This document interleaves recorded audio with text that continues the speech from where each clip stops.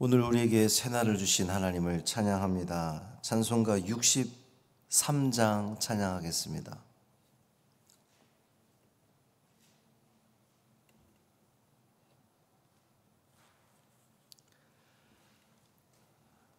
찬송 63장 주가 세상을 다스리니 찬양함으로 새벽 기도회를 시작하겠습니다.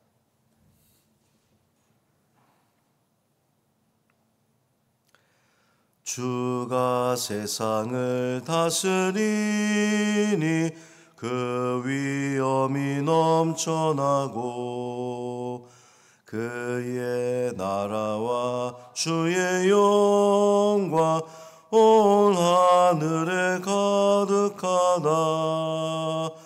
저 흉악한 마귀의 무리 다 멸망케 하시는 주, 이 찬양을 주께 드리니 큰 영광을 받으소서. 주가 권능의 손으로서 이 세상을 창조하니 그의 놀라운 창조 솜씨 만 백성이 경탄하네. 저 하늘의 별들도 모두 주 영광을 나타내요. 늘 돌보아 주시는 주께 큰 영광을 돌립니다. 주가 세상의 피조물을 인간에게 다 맡기고 순종하라는 말씀으로 그 권위를 주셨도다.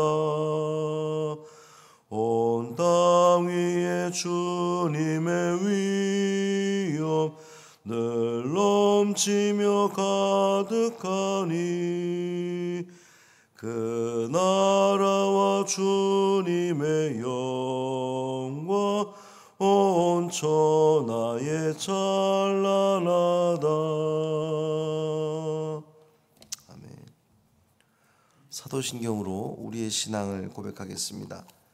전능하사 천지를 만드신 하나님 아버지를 내가 믿사오며 그 외아들 우리 주 예수 그리스도를 믿사오니 이는 성령으로 잉태하사 동정녀 마리아에게 나시고 본디오 빌라도에게 고난을 받으사 십자가에 못 박혀 죽으시고 장사한 지 사흘 만에 죽은 자 가운데서 다시 살아나시며 하늘에 오르사 전능하신 하나님 우편에 앉아 계시다가 저리로서 산 자와 죽은 자를 심판하러 오시리라. 성령을 믿사오며 거룩한 공회와 성도가 서로 교통하는 것과 죄를 사하여 주시는 것과 몸이 다시 사는 것과 영원히 사는 것을 믿사옵나이다. 아멘. 에스겔 17장 1절부터 10절까지 말씀입니다.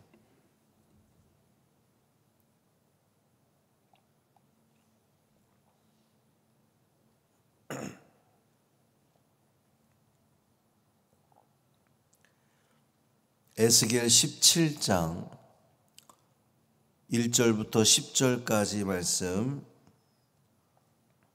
함께 읽습니다. 여호와의 말씀이 내게 임하여 이르시되 인자야 너는 이스라엘 족속에게 수수께끼와 비유를 말하라. 여호와께서 이같이 말씀하여 이르시되 색깔이 화려하고 날개가 크고 깃이 길고 털이 숱한 큰 독수리가 레바논에 이르러 백향목 높은 가지를 꺾되 그 연한 가지 끝을 꺾어 가지고 장사하는 땅에 이르러 상인의 성읍에 두고 또 그 땅의 종자를 꺾어 옥토에 심되 수양버들 가지처럼 큰 물가에 심더니 그것이 자라며 퍼져서 높지 아니한 포도나무 곧 굵은 가지와 가는 가지가 난 포도가나무가 되어 그 가지는 독수리를 향하였고 그 뿌리는 독수리 아래에 있었더라. 또 날개가 크고 털이 많은 큰 독수리 하나가 있었는데 그 포도나무가 이 독수리에게 물을 받으려고 그 심어진 두둑에서 그를 향하여 뿌리가 뻗고 가지가 퍼졌도다. 그 포도나무를 큰 물가 옥토에 심은 것은 가지를 내고 열매를 맺어서 아름다운 포도나무를 이루게 하려 하였습니다. 너는 이르기를 여호와의 말씀에 그 나무가 등에 번성하겠느냐? 이 독수리가 어찌 그 뿌리를 빼고 열매를 따며 그 나무가 시들게 하지 아니하겠으며 그 연한 잎사귀가 마르지 아니하겠느냐? 많은 백성이나 강한 팔이 아니라도 그 뿌리를 뽑으리라. 볼지어다 그것이 심어졌으나 번성하겠느냐? 동풍에 부딪힐 때에 아주 마르지 아니하겠느냐? 그 자라던 두둑에서 마르리라 하셨다 하라. 아멘. 이 말씀 하나님 말씀입니다. 독감이 아주 대유행입니다. 전염성도 강하다고 하는데 다들 주의하시길 바라고, 오늘도 주님이 주시는 그 건강함 속에서 우리에게 맡겨진 그 사명들 잘 감당하는 복된 하루 되기를 주님의 이름으로 축원합니다. 독수리, 백향목, 포도나무, 이것들은 그 이스라엘을 포함한 그 고대 근동, 이제 오늘날 중동 지역인데 아주 그 비유로 많이 쓰이는 그러한 그 주제들입니다. 축복과 번영을 상징하는 포도나무는 이제 이스라엘을 이야기하는 건데, 레바논 백향목은 고대 근동에서 최고의 나무로 아주 쳐주는 그런 뭐 성전, 왕궁, 건축 자재로 솔로몬이 성전을 지을 때도 이 나무를 사용을 했죠. 독수리, 그러면 독수리 이제 공격성이 강한 것을 이야기하는 거면 이제 전쟁을 주로 일으키는 이런 그 비유의 그 전이해를 가지고 우리가 본문을 읽으면 좋습니다. 하나님이 에스겔에게 임하여 또 말씀하시는데 이스라엘 족속에게 수수께끼와 비유를 말하라 그랬어요. 에스겔이 전할 메시지가 수수께끼 같으면서 비유라는 겁니다. 이제 이 비유라 함은 그 듣는 이들이 이해를 빨리 하도록 하기 위해서 이제 사용하는 게 비유입니다. 그 듣는 사람들이 아주 잘 아는 그런 사물이나 어떤 주제를 가지고 비유를 듣는 건데요. 이 수수께끼 같은 비유는 이제 듣는 사람이 이거를 들어도 잘 모르겠는데 이렇게 모호하게 감추어진, 그러니까 탁 들어서는 모르겠고 자꾸 듣고 읽고 읽다 보면 그 의미를 파악하게 되는 게 이제 수수께끼 같은 비유입니다. 색깔이 화려하고 날개가 크고 깃이 길고 털이 숱한 큰 독수리가 레바논으로 와서 백향목 높은 가지를 꺾었다 그랬어요. 독수리는 바벨론을 이야기하는 것이고 레바논은 예루살렘을 이야기하는 것이고, 그 레바논에 있는 백향목은 이스라엘 그 왕, 유다 왕을 이야기하는 겁니다. 가지 끝을 꺾어서 장사하는 땅에 이르러 상인의 성읍에 두고, 그런데 여기서 말하는 장사하는 땅은 바벨론을 이야기하는 거고 상인의 성읍 역시 바벨론을 가리키는 겁니다.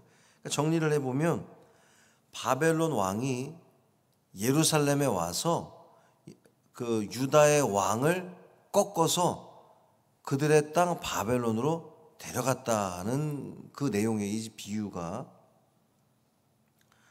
또 한편으로는 그 땅의 종자를 꺾어서 옥토에 심되 수양버들 가지처럼 큰 물가에 심었다.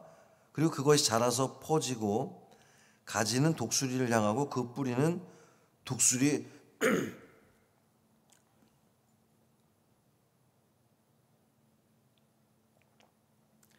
독수리 아래에 있었다 그랬습니다. 이 포도나무는 백향목과 달리 자신을 높이지 말고 독수리에 의존해야 되는 거예요. 그 독수리의 어떤 종주권을 이제 인정을 하고 그 안에 머물 때에 이 포도나무의 번성과 풍요가 보장을 받는 겁니다.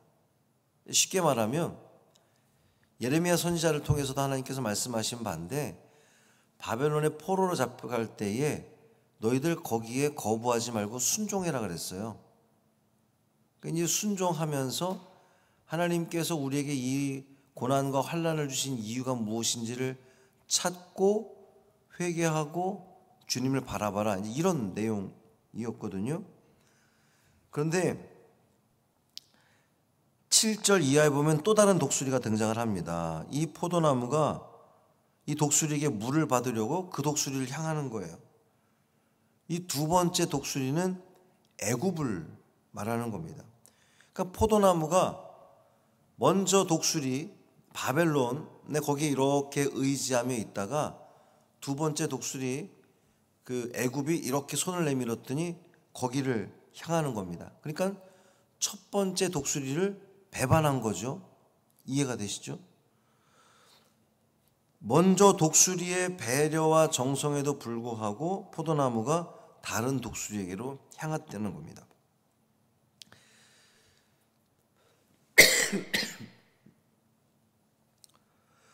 바벨론 왕이 유다에 와서 유다의 마지막 왕 시드기야 왕을 바벨론 왕이 세웠어요.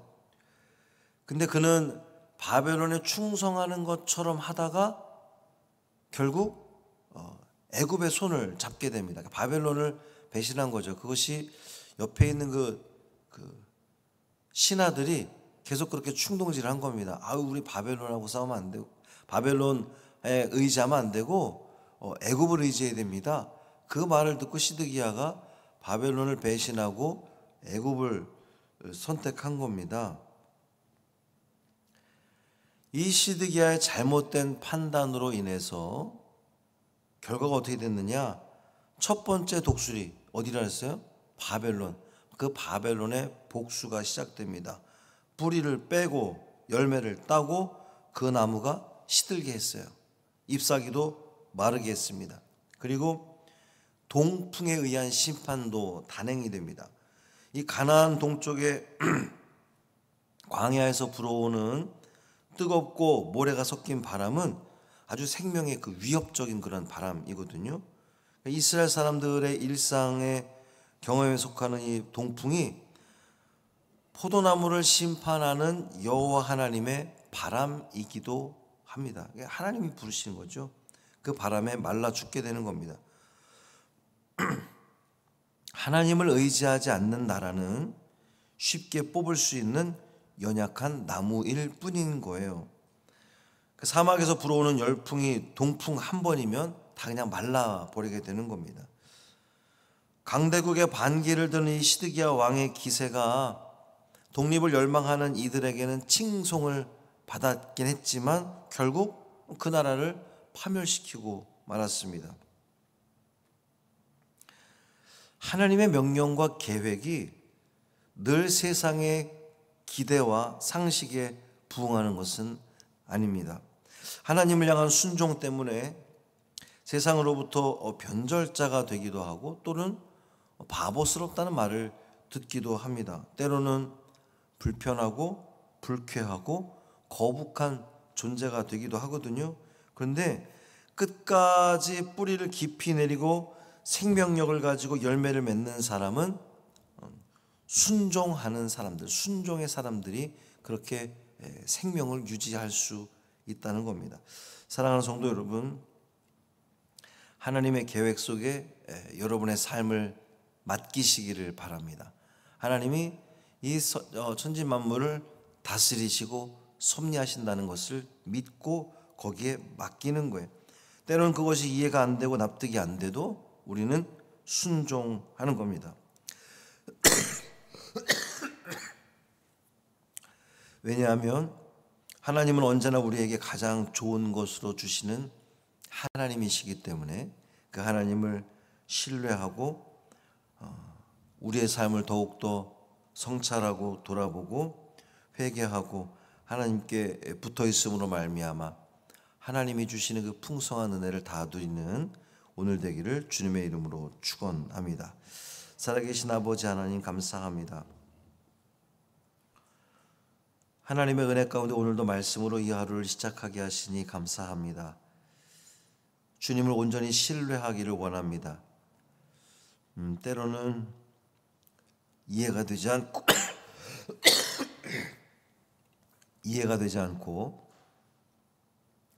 납득이 되지 않는다 할지라도 하나님은 우리에게 가장 좋은 것으로 주시는 하나님이신 것을 믿고 순종하며 주님만 의지하는 우리 믿음의 자녀들 되게 하여 주옵소서. 이 하루를 오늘 온전히 주님께 맡기기를 원하며 우리 주 예수 그리스도의 이름으로 축복하며 기도합니다. 아멘. 하늘에 계신 우리 아버지여, 이름이 거룩히 여김을 받으시오며 나라가 임하시오며 뜻이 하늘에서 이루어진 것 같이 땅에서도 이루어지이다.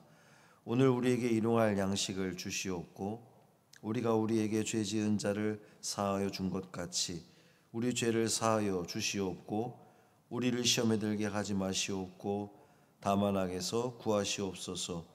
나라와 권세와 영광이 아버지께 영원히 있사옵나이다. 아멘.